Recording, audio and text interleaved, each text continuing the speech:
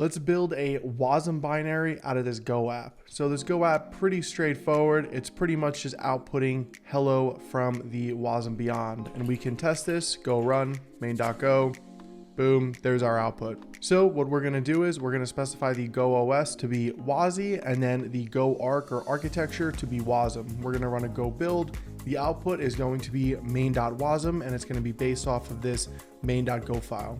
And that's it. We do an ls, we see our main.wasm, and then we use the wasm time runtime to test our application, and here it is.